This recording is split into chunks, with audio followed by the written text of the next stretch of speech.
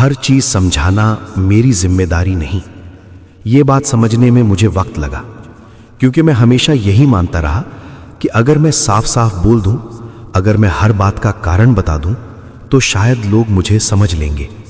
लेकिन धीरे धीरे ये एहसास हुआ कि हर इंसान समझना चाहता ही नहीं। कुछ लोग सिर्फ सवाल इसलिए करते हैं ताकि आपकी शांति छीन सकें। मैंने बहुत बार अपने फैसलों को सही ठहराने की कोशिश की। क्यों मैं चुप हूं, क्यों मैं दूर हो गया, क्यों मैंने मना कर दिया, हर बात का जवाब दिया। लेकिन जितना समझाया उतना ही खुद को थकाया, क्योंकि जो समझना चाहता है उसे शब्दों की जरूरत नहीं होती, और जो नहीं समझना चाहता उसे 1000 जवाब भी कम पड़ जाते हैं। हर सवाल का जवाब देना समझदारी नहीं होती। कई बार ये सिर्फ खुद को कमजोर करने जैसा होता है।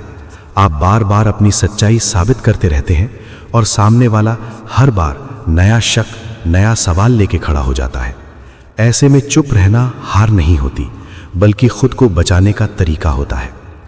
मैंने ये भी सीखा कि हर किसी को मेरी जिंदगी की सफाई देने का कोई हक नहीं है। मेरे फैसले, मेरी सीमाएं, मेरी खामोशी, ये सब मेरी निजी बातें हैं। अगर कोई इन्हें समझ नहीं पा रहा तो ये मेरी कमी नहीं, उनकी नीयत या समझ की सीमा हो सकती है।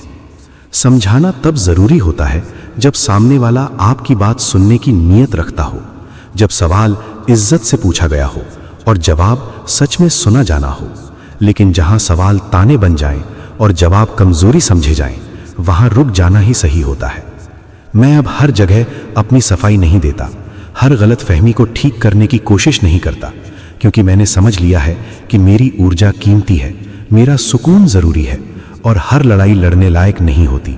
कुछ बातें छोड़ देने में ही खुद को बचाया जाता है। लोग कहेंगे तुम बदल गए हो, शायद इसलिए क्योंकि अब मैं हर सवाल पर नहीं झुकता, हर बात पर नहीं समझाता और हर किसी को अपनी जिंदगी में दखल नहीं देता।